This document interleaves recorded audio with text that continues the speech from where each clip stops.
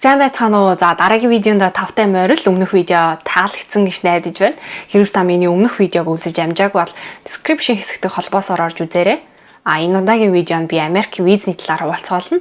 Миний хувьд өмнө нь 3 удаа визэнд орж байсан. Тэгээ 2 удаа татгалцсан ариу авч исэн байгаа. Америкийн виз азуу эсвэл яг юу юм бэ талаар энэхүү видеонд дэлгэрэнгүй хуваалцгаална.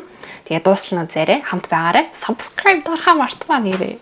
За би хамгийн анх бол Америкийн визэнд хэлний бэлтгэлээр орж исэн байгаа. Яаж орохоо мэдэхгүй, ямар процесс явагддгийг мэдэхгүй учраас би агентлагт хандаж байсан. Хоёрдугаарт нь агентлагийн санал болгосны дагуу сургуулаа сонгосон. Гуравт нь визэндээ бэлдсэн байгаа. 11 сард би сургуулаа сонгоод 12 сард нь сургуулаас маань урилга ирэх хэрэгтэй байсан. Чи ирээгүй 2 сард нь ирсэн. Сургуулаас урилга ирсний дөнгөж дараахан би визэндээ орж байсан байгаа. 1-ээс 2 сар хүртэл хүлээх хугацаанд ерөөдөө визнийхаа асуултанд нь бэлдээ явж байсан. Визэнд орохдоо англиар орж исэн. Элчин маань надаас 4 асуулт асууж исэн. Яагаад энэ сургуулийг сонгосон? Яагаад Америкийг сонгосон? Аав чи юу идэггүй? TOEFL өгч исэн юм уу гэсэн асуултуудыг асуусан байгаа. Тухайн үед амар их сандарсан. Айдас хүчтэй байжсэн. Хариулахаараа хариулсан.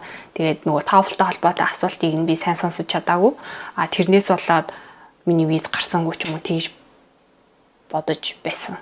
Миний паспортыг нөгөө нэг шилэх хорогныхоо даавар элчин маань өгчээсэн. Дайж амар итгэл найдвартай Америк явчихна гэсэн бодолтой байсан боловч виз маань гараагүйтэй. 7 хоногийн дараа 2 дахь удаага визэндээ орсон байгаа. Ямар ч зүйл өөрчлөгдөөгүй. Яг адилхан сурвал энэ удаад эрэхтэй элчин байсан. Тэгээд би ууг нь номероо сонгохдоо нөгөө нэг англи хэлээр орох уу, монгол хэлээр орох уу гэсэн сонголт өгдөг байхгүй. Тэрэн дээр нь англиар орно гэдэг дээр нь дарсан чи яагаад ч юм хажууд нь элчингийн маань хажууд орчуулагч нь байсан байгаа. Монголоор ярилцсан энэ удаад. Тэгээд элчин маань надаас яагаад энэ сургуулийг сонгосон, өөр сургуулиуд судалж үзсэн үү гэж асуусан байгаа. Ямар ч тач өөр сургууль судалж үзээгүй шүү дээ. Агентлаг маань л надад санал болгосны дагуу би ерөөдөө тэр сургууль руу илсэж орё гэж бодсон байсан байгаа. Тэгээ юу ч их худлаа ирсэн гэсэн үг. Юу ч худлаа ирсэн мэхлээр. Тийм бай би сургуулиуд судалсан University of Utah зүгээр аманд орж ирсэн 2-3 сургуулийнхаа нэрийг хэлсэн. Тэгтэл тэгээд би чиний хичээл зүтгэлийг орч харахгүй байна гэл миний паспортыг буцааж өгсөн байгаа.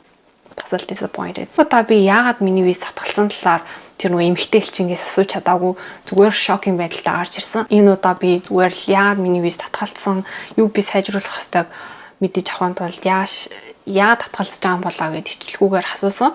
Элчин маань би чиний хичээл зүтгэлийг олж харахгүй байна. Чиний судалсан сургуулиуд чи хоорондоо ямар ч уялдаа холбоогүй юм биш. Зүгээр чи агентлагт хандсан юм шүү гэж хэлж исэн байгаа. 2 дахь удаага ороод гарч ирсний дараа бол шалтгаанаа сонсоод мэдээд авсан учраас юуг сайжруулах, юуг анхаарах ёстойгоо мэдсэн учраас илүү амар байсан. Тэрнээс хойш бол би ерөөдөө англилд анхаарч эхэлсэн байгаа.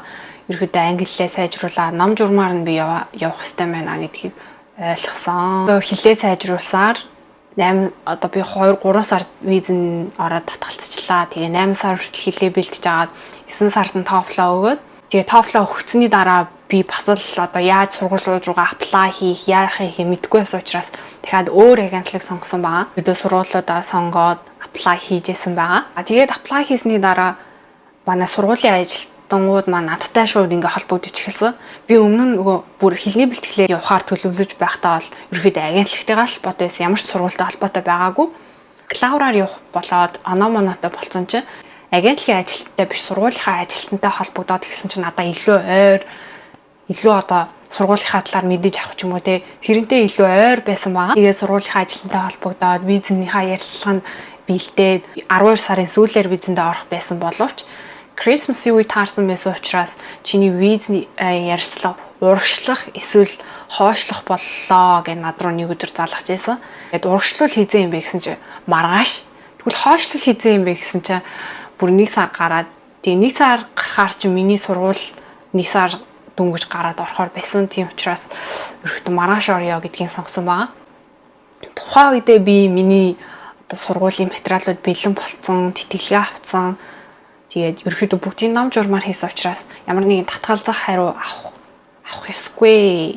Би бүгдийн зөв хийсэн юм чинь яагаад татгалзсан гээд илүү өөртөө ихтгэлтэй болцсон байсан тухайн үедээ за маргааш орё гэл шууд шийдэжсэн байгаа. Маргааш нь орсон миний виз гарсан. Тэгээ надаас асуулт асуусныхан дараа за баруун гарынхаа хурууны хийг дараарэ зүүн гараа дараарэ гэл тэгэнгүүт oh my gosh миний виз гарчлаа. Oh my gosh гэж бодсон. Тэгэл за баяр хүргэе. Та 2 хоногийн дараа визээ ирж аваарэ, паспортаа ирж аваарэ гэлтгсэн. Тэгэл ёо finally гэж бодож байгаа юм чи. Процесс болсноос хойш юу ойлгож авсан бэ гэхлээр нэг амар хялбар аргаар явах гад хэрэггүй байна. Би өөрөө хичээл зүтгэл гаргаад ном журмаар нь хийх юм бол болдгийм байна гэдгийг ойлгож авсан байгаа. Тэгээ хамгийн гол нь Америкийн виз бол Аз биш ээ. 100% чиний хичээл зүтгэлээс хамаардаг зүйл юм байна. Чи өөрийгөө хинбэ гэдгийг харуулчих юм бол тэр виз авах нэг асуудал биш юм байна гэдгийг ойлгосон байгаа. Тэгээ угаасаа асуудаг асуултууд нь маш ойлгомжтой. Чи яагаад энэ сургуулийг сонгосон?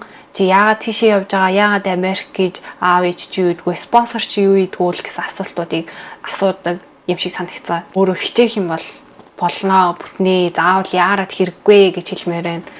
Яарах юм бол чи тэгээд цаг алдна. Тэгээ яарад богино хугацаанд хийх гэсэн юм чинь товчлох гэсэн зам чинь бүр ингээд уртсах магадaltaй. Yes. Дараа нь л явах магадaltaй. Тийм учраас товч замыг бол нэг сонгоод хэрэггүй. Зүгээр л нам журмынхан дагуу take your time, you know. Дуустал үзэн баярлаа. Видео маань таалагдсан гэж найдаж байна. Хэрэг таалагдсан бол та лайк дараад, шеэр хийж бусдаа түгээгээрэй. Визний талаар асуулт байх юм бол комент хэсэгт үлдээгээрэй. Мэддгээ хуваалцах болно. Тэгээд subscribe. Баярлаа, баяртай.